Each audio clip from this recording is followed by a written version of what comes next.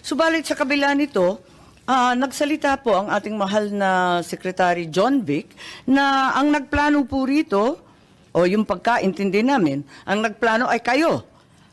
I would like Secretary to answer that. Anyo, Secretary Gibo Chodoro, at ang pinangalan, ang Chief PNP, General Marbil. Parang apat yung pinangalanan sa isang interview ng ating Secretary ng DILG. Can I answer that, ma'am? Yes, please, you're recognized. The question was, who planned this? I did not state in any way who planned it. The meeting was of executive privilege. It is a conversation between the president and the ones I mentioned. There was. So what exactly did you say? Ano sinabi po ninyo? They Ang asked me- pagkaintindi namin, itong apat na pinangalanan, ang siyang nagplano. Ma'am, we're already invoking namin. executive privilege in this matter.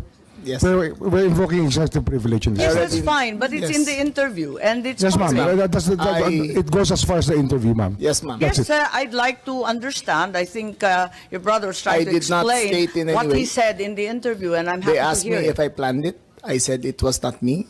There were other people in the room, but we did not discuss any plans of any arrest. Saan nanggaling yung mga pangalan na ito?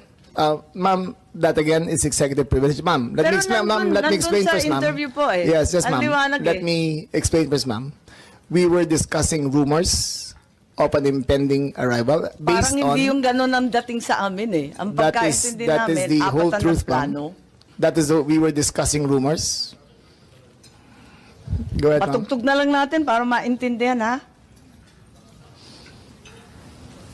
What was and who was really on top of this?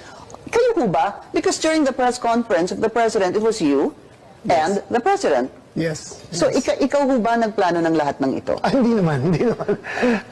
It was a group effort.